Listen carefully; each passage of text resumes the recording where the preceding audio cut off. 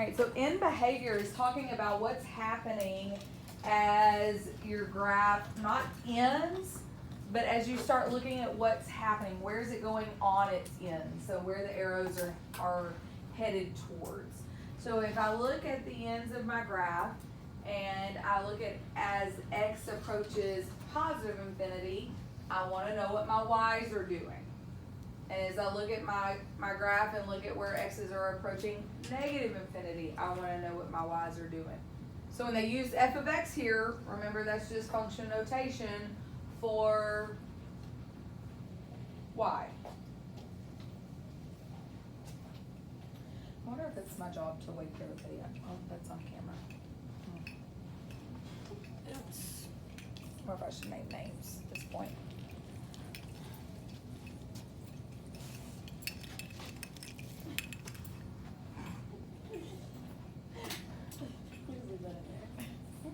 I am, because it's right in the middle.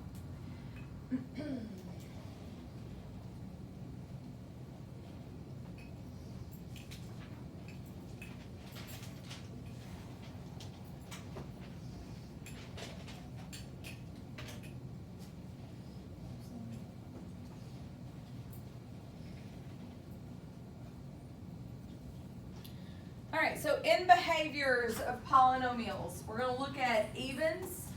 And then we're going to look at odds. I kind of tried to point that out to you when we were talking. I said, look at the similarities of 2 and 4 and 1, 3, and 5. Well, now we're going to see that all evens have those same characteristics.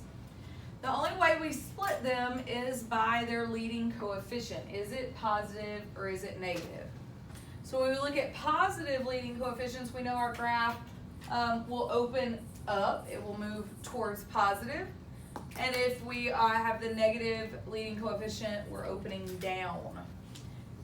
So we have these statements here, and each one tells me what's happening with my x's, and therefore what's happening with my y's. So as x approaches positive infinity on the even degreed positive leading coefficient, then what are the y's doing? And then as x is approaching negative infinity, what are the y's doing?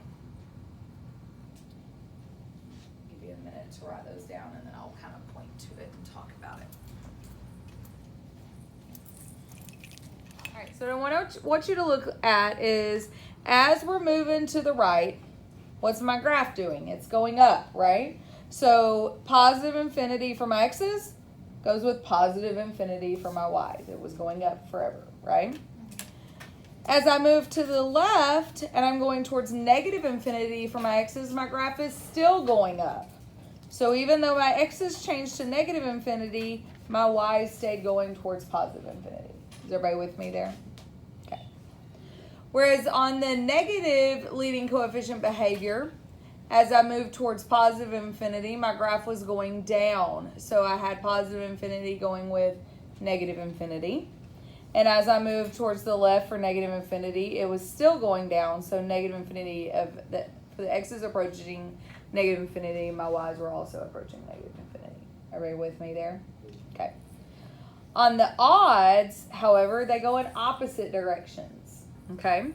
So the odds going in opposite directions, and this is a good way to think about it. If I have a positive leading coefficient, I'm moving from lower to higher, going up, getting greater. That's kind of a good reference for the positive. Whereas the negative is going down from left to right, right? Because we read everything from left to right. And so when I look at this, if I'm looking from at my positive infinity x's, my graph is going up, so they are both going towards positive infinity. Whereas when I'm going towards negative infinity, I'm going down, so they are both going towards negative infinity. Everybody with me? So on the odds, if it's a positive, they should both be the same. Okay? Whereas on the odd negative, they should both be opposite. As I'm going towards positive infinity, I'm going down towards negative infinity. And as I'm moving left towards negative infinity, I'm going up towards positive infinity. Is everybody with me? Okay. So the last thing they want to talk about, and I've already referenced these, I kept saying possible real zeros when I was reading the graphs earlier. Zeros are where they cross the x-axis, or the possibility of how many times they can cross the x-axis. When dealing with an odd degreed function, they have a possibility of having the same number of zeros as they have degree. But they have to have at least one. They can never have none. They either have one or they have however many more their degrees are. So as you can see here, I did two different 3 degrees. And so one touches the x-axis 3 times, one only touches it 1 time. Both still being functions of degrees, of degree 3, but they are very different on the graph. The last one there says even degreed functions may have any number of real zeros or no zeros at all.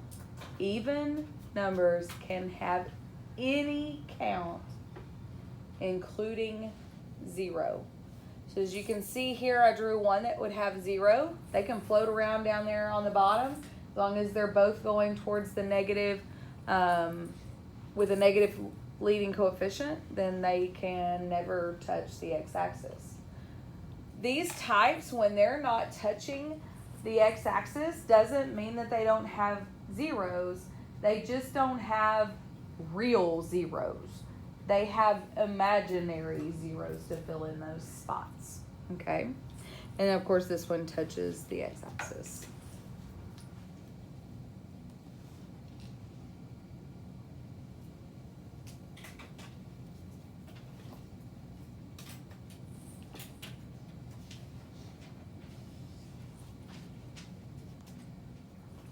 Give you a chance to draw. This is what problems might look like in this section.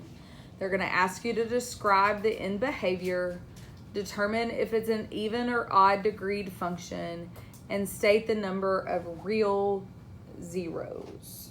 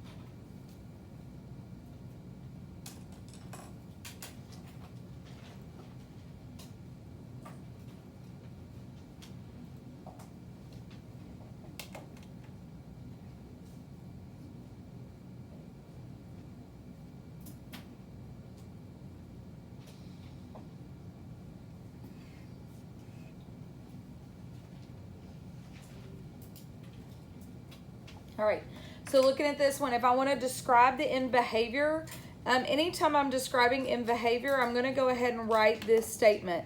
As x is approaching positive infinity, I want to know what f of x is doing.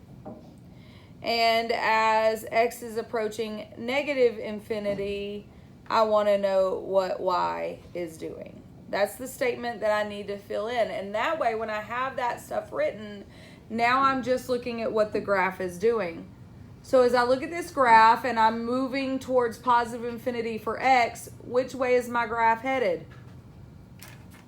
Negative. Towards the negative infinity. Very good. And as I move towards the left to negative infinity, which direction is my graph going? Negative. Negative.